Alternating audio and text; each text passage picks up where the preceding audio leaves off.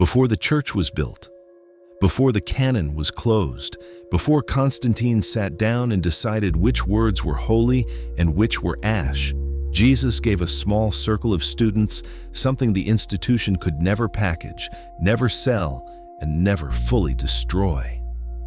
A tone, not a metaphor, not a symbol, a literal vibrational key, documented in texts that were buried in the Egyptian desert for 1,600 years, precisely because the people who held power knew what they contained. Tonight, you're going to learn what that tone is, where it came from, why the Archons, the rulers of the material world described in exhaustive detail in the Nag Hammadi Codices, cannot operate in its presence, and why you've never heard this in a church, a seminary, or a mainstream documentary. Stay with me, because by the end of this video, you'll understand something that billions of people are living inside of without realizing it. A system designed to keep you vibrating at frequencies the rulers feed on, and you'll have a way out. Let me ask you something that nobody in Sunday school ever asked you. If Jesus came to save everyone, why did he keep secrets? It's not a provocative question. It's a documented historical fact. Princeton scholar Elaine Pagels, who spent her career at Harvard and Princeton studying early Christianity, has written extensively about this. The Gnostic Gospels, which she examined in detail, contain what their authors explicitly call the secret teachings of Jesus. Not teachings for crowds, not the Sermon on the Mount version meant for mass consumption. The other teachings, the ones meant for what the texts call the chosen few. In December 1945, a farmer in Upper Egypt broke open a sealed storage jar near a cliff called Jabal al-Tarif. Inside, 13 leather-bound codices containing over 50 ancient manuscripts. The Nag Hammadi Library. Texts suppressed by the institutional church since the 4th century, including the Apocryphon of John, the hypostasis of the Archons, the Gospel of Thomas, and the Pistis Sophia. Harvard Divinity School, Yale's Department of Religious Studies, and the Institute for Antiquity and Christianity at Claremont Graduate University have all dedicated substantial research to these texts. They are not fringe documents. They are academically verified manuscripts from the 2nd and 3rd centuries CE. So why does almost nobody know what's actually in them? That's the question worth sitting with. The Gospel of Thomas, saying 62, has Jesus say directly, "I disclose my mysteries to those who are worthy of my mysteries." Not everyone. Those worthy. There is a distinction being made. A selection. The canon you were handed doesn't make that cut. In the Apocryphon of John, a text that 4 separate manuscript copies survived, which tells you something about how urgently early Gnostic communities copied and protected it. The risen Christ describes the architecture of the prison. The Archons, the rulers, the 7 planetary governors who, according to this cosmology, manage the material frequencies that keep consciousness locked down. Helmut Koester of Harvard argued that some of the Thomas sayings may preserve earlier material than the canonical Gospels. Earlier, which means the version of Jesus you were given might be the edited version, the institutional version, the one that doesn't tell you about the tone. The word archon comes from the Greek archon, ruler, governor, principality. It's the same root used in political language for centuries. These are not mythological creatures invented by Gnostic imagination. They are, in the Gnostic framework, the operational managers of the material realm, 7 of them, each associated with a planetary sphere, each with a face, animal faces, as described in the Apocryphon of John, designed specifically to be unrecognizable. Unrecognizable. Think about that word. The Archons don't operate by announcing themselves. They operate through the systems you already accept as normal. The 7 governors named in the Apocryphon of John, Athoth, Eloeos, Astaphios, Yao, Sabaoth, Adonan, Sabbataios, are not random names. They are Semitic and Greek corruptions of divine names, inverted.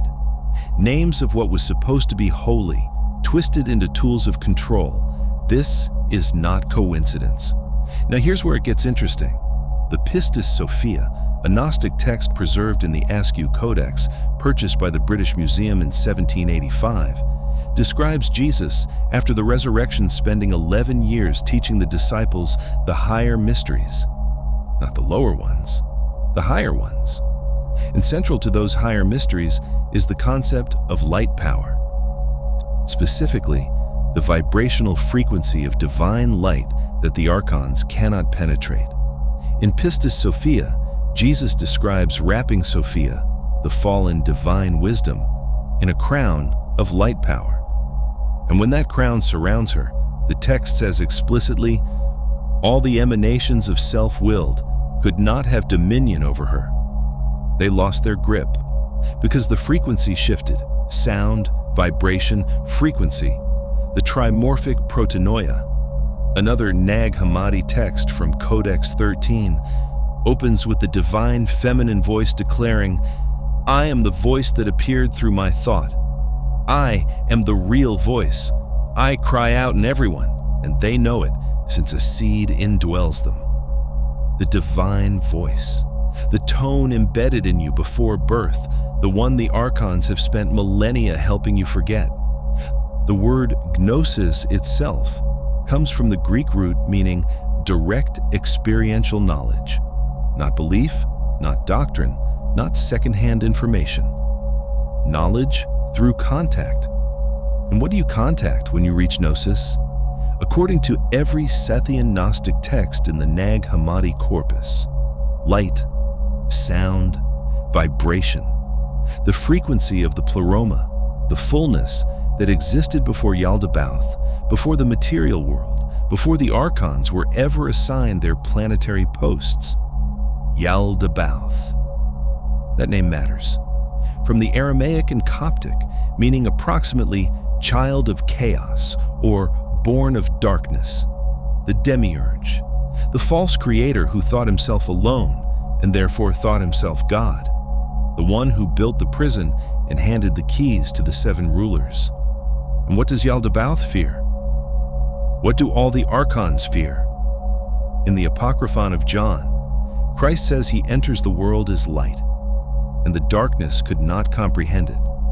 The tone, the frequency, the resonance of the pleroma itself. This is why Jesus didn't write anything down. This is why the secret teachings were oral, transmitted directly, person to person, voice to voice. Because a living vibration cannot be fully controlled once it's in a body. Let's talk about what happens when a population doesn't have access to this. The Apocryphon of John identifies 4 principal forces that keep consciousness trapped: pleasure, desire, grief, and fear. That's from a 2nd century text. Now look at how contemporary neuroscience describes the default state of the stressed human brain: reward-seeking, anxiety, grief processing, threat response. The same 4, the same architecture, 2,000 years apart. The Journal of Neuroscience has published research on how chronic low-frequency emotional states, fear, helplessness, dissociation, physically alter the structure of the prefrontal cortex, the part of the brain responsible for discernment, for seeing through illusion, for gnosis, damage the prefrontal cortex through sustained fear, and you get a population that cannot think its way out of the system it's trapped in. The hypostasis of the Archons describes the rulers as incapable of recognizing the divine light within humanity. They see only matter. And because they only see matter, their entire strategy is material. Keep the body in stress, keep the emotional field in low-frequency states, harvest the energy of distraction, anxiety, and consumption. Harvest. That's not my word. It's a structural concept embedded in these texts. Studies from the HeartMath Institute, a research organization focused on the electrophysiology of emotion, have documented that emotional states generate measurable electromagnetic fields extending beyond the body. What you feel radiates. The Archonic system, in the Gnostic framework, is designed to keep that radiation at frequencies that feed the system, not liberate the individual. How do you keep billions of people radiating at low frequencies? You give them a religion that positions them as sinners. You give them a media ecosystem built on outrage and fear. You give them a food system that disrupts the gut-brain axis. You keep them in survival mode, always. Because survival mode is the frequency the rulers feed on. Billions are doing this right now, without knowing what they're sustaining. But here's what the Archons never solved. They could bury the texts. They couldn't bury the tone. It's in you already. The Trimorphic Protennoia said so. A seed indwells them. It has always been there. It just needs to be activated.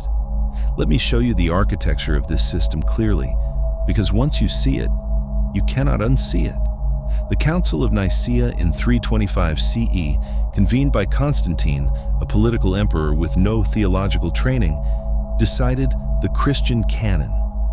52 manuscripts found in Egypt in 1945 were not there by accident. They were hidden around 367 CE, when Bishop Athanasius of Alexandria issued his festal letter ordering the destruction of all texts deemed non-canonical. Someone buried them instead. Someone knew what would be lost. James M. Robinson of the Institute for Antiquity and Christianity at Claremont, who edited the definitive English translation of the Nag Hammadi library, documented how systematically Gnostic communities were dismantled. Not just their texts burned, their people executed, their oral traditions severed. The tone cut off at the source. What remained? An institutional church that positioned itself as the exclusive mediator between humanity and the divine. No direct access, no interior gnosis, no tone. You need us. Go through us. Confess to us. Pay us. That is a control structure, not a spiritual one. The Archons, as described in Gnostic cosmology, do not create. They copy. They imitate. The Apocryphon of John describes Yaldabaoth creating material humanity as a copy of the divine image he glimpsed in the waters, a reflection he couldn't fully replicate. The institution works the same way. It took the language of gnosis, light, wisdom, salvation, mystery, and gutted its interior meaning. Left the shell, removed the seed. Who benefits? Those who hold the intermediary position. Those who told you that you need permission to access the divine. Those who told you the tone was heresy. The word heresy comes from the Greek heresis, meaning choice. The original heretics were simply people who chose differently, who chose the interior path over the institutional one, who chose the tone over the doctrine. They called it dangerous because it was, not to you, to them. So, the tone. What actually is it? Based on the Gnostic texts, the Trimorphic Protennoia, the Pistis Sophia, the Apocryphon of John, the Gospel of Thomas, the tone is not a specific hertz frequency you find on Spotify. It is a state of resonance, a quality of interior vibration that the texts describe using one consistent cluster of words: light, wakefulness, remembrance, gnosis. The Apocryphon of John describes Christ entering the material world to rouse the prisoners to wakefulness and remembrance. Not belief, not confession, wakefulness. The prisoners who receive this, who are sealed in the light of the water with 5 seals, are, according to the text, spared from the dominion of the Archons. The 5 practices that generate this resonance are documented across Sethian Gnostic tradition. First, silence. Not passive silence, active interior stillness that interrupts the archontic noise of compulsive thought. The Gospel of Thomas, saying 3, tells you the kingdom is inside you and outside you. You don't find it by adding more noise. You find it by stopping. Second, breath as carrier wave. The Gnostic concept of pneuma, spirit, was not metaphorical. It was respiratory. Breath was the vehicle by which divine light entered material existence. Conscious breathing is not wellness culture, it's ancient technology. Third, vocal resonance, sacred sound. Whether Aramaic chant, the intonation of divine names, or simple toning, has documented effects on brainwave states. The Pistis Sophia describes Jesus and the disciples invoking divine names at critical moments. The voice matters, your voice specifically. Fourth, gnosis practice, which means deliberately choosing direct experience over secondhand belief. Read the primary texts, not summaries, not what someone told you the texts say. The Nag Hammadi scriptures, edited by Marvin Meyer. Bentley Layton's translations at Yale. The raw material, what the words actually say. Fifth, conscious withdrawal from low-frequency inputs. This is not asceticism for its own sake. It's signal hygiene. You cannot hear the tone through constant noise. The archonic system is very good at generating constant noise. This is the one practice that costs you the most and returns the most. The tone is not something you play, it's something you become. The chosen ones in the Gnostic texts were not chosen by God before birth like a lottery. They were people who chose to hear what was already playing inside them. That choice is still available. It always was. If something in this video resonated, and I mean that word literally, share it. Not because I need the algorithm, because someone you know is living in the prison right now, and they don't know what they're in. In the next video, we're going inside the Thunder Perfect Mind, a Nag Hammadi text that reads like no other document in history. A voice that speaks from both sides of every paradox simultaneously. Some scholars have called it the most unusual text ever found.